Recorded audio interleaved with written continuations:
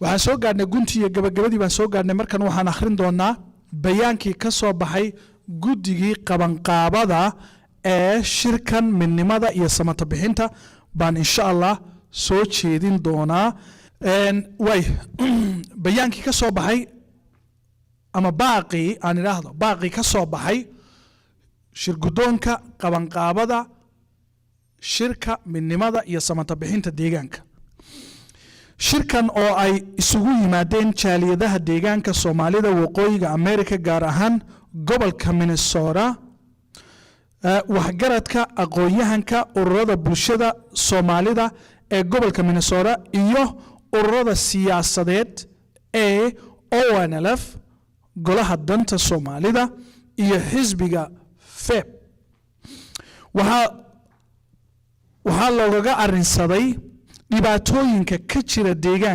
deegaanka Soomaalida ee dhinaca abaaraha maamul xumada iyo arrimaha xuduudaha deegaanka Soomaalida isbedelkii 4 sano ka hor ka dhacay dalka guud ahaan shacabka deegaanku waxay filayeen ay rajo weyn ka qabeen in maamulkii yimid ee uu hoggaanka u qabtay Mustafa uu uga faa'iideyn doono shacabka deegaanka Soomaalida uu gaaro markaas barwaaqo horumar nabad balse nasiib daro xukuumaddu waxay baylihisay ku fashilantay waajibaadkii iyo mas'uuliyaddii ka saarnayd dadka iyo deegaanka xukuumaddu waxay ku mashquushay musuq baahsan qabyaalad xadhig iyo caburin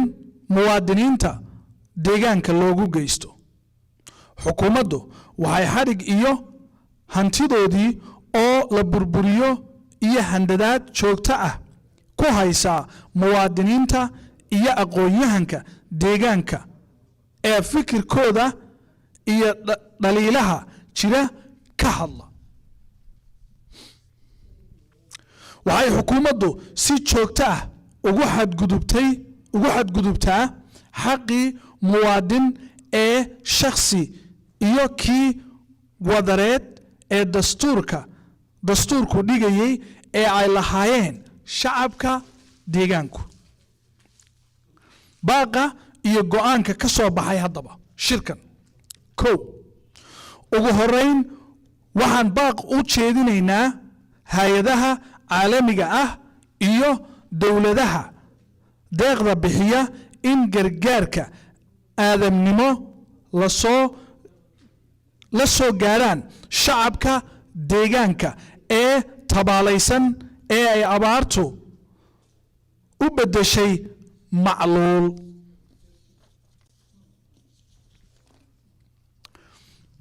qodobka labaad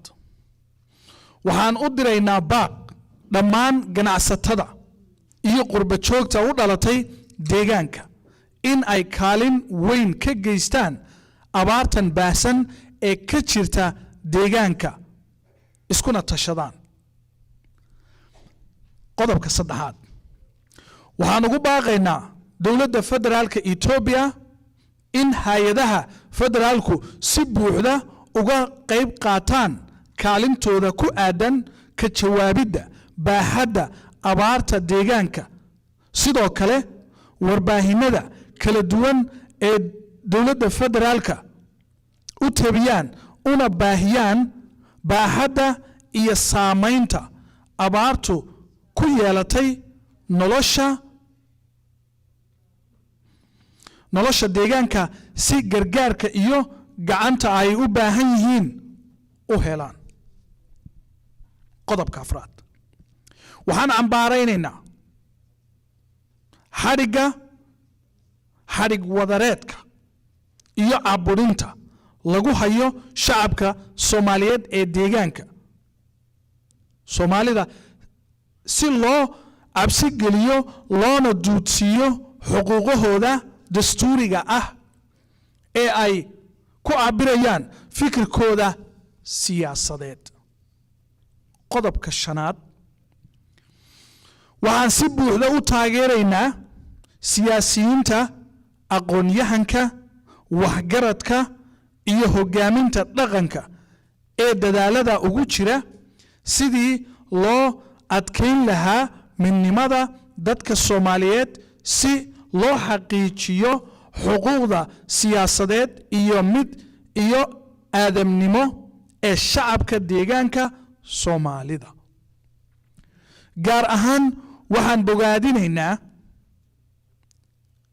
is-afgaradka iyo wada shaqaynta ururada ONLF, golaha danta Soomaalida, xisbiga xorriyadda iyo cadaaladda.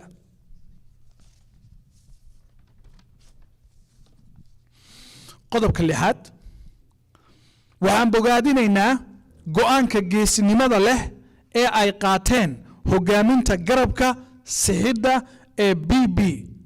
ee deegaanka Soomaalida kadib markii ay arkeen maamul xumada baahsan ee ka jirta deegaanka, musuqa, ninjeclaysiga, ku tagrifalka awoodda dowladnimo iyo laanta fahamka siyaasadeed ee xubnaha hogaaminayay ee deegaanka. qodobka 7 waxaan cambaaraynaynaa dhaqanka liita ee ku salaysan kala qaybinta bulshada iyo beelaha walaalaha ah ee Soomaaliyeed oo iyadoo dana siyaasadeed oo kooban laga leeyahay lagu abuurayo nacayb cadaawad dhexdooda. qodobka 8 waxaan cambaaraynaynaa dhulboobka, weerarka iyo dilka joogtada ah ee lagu hayo shacabka deegaanka ee degan gobolada xuduudda la leh Soomaaliya oo ah mid ay xukuumadda deegaanka Soomaalidu ay ka leedahay dana siyaasadeed ee kala dhaxeeya xukuumadda Soomaaliya. sidoo kale dollar ku bedelatay meelo ka mid ah deegaanka. qodobka 9 waxaan si cadho leh u cambaaraynaynaa tallaabooyinka lidka ku ah halganka qarniyada soo jiray ee Soomaalida ee uu madaxweynaha deegaanka Soomaalidu isku dayayo in uu duudsiiyo isagoo si badheedh ah u dafiraya taariikhda halganka ee dadka Soomaaliyeed.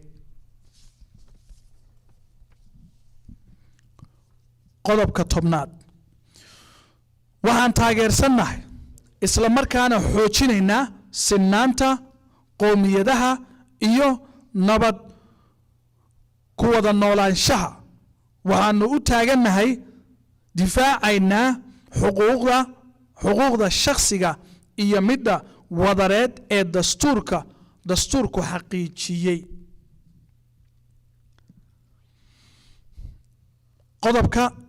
11 waxaan si buuxda u taageersannahay heshiiska isfahamka iyo wada shaqaynta ururada siyaasadeed ee deegaanka sida ONLF, golaha danta Soomaalida iyo xisbiga cadaaladda iyo xornimada ay ku gaareen shirkii dhowaan ka qabsoomay magaalada Nairobi ee dalka Kenya. qodobka 12 waxaan ugu baaqaynaa aqoon-yahanka waxgaradka iyo hogaaminta dhaqanka inay cududooda mideeyaan oo ay u halgamaan xuquuqaha muwaadinnimo iyo aadannimo ee ay xaqa u leeyihiin iyagoo ka faa'iideysanaya qodobada dastuurka dalka ee uu fasaxayo. qodobka 13 ugu dambayn waxaan u diraynaa xukuumadda deegaanka in si shuruud la'aan ah lagu sii daayo maxaabiista siyaasadda u xidhan iyo shacabka sida sharci darrada ah ay xukuumaddu u xidhay. waa qodobkeena ugu dambeeya. wuxuu ahaa kaasu baaqi ka soo baxay shirkii aan ku qabannay gobolkan Minnesota magaaladiisa Minneapolis. waa shirkii saddexaad ee ah shirka midnimada iyo samata bixinta deegaanka kanoo sii socon doona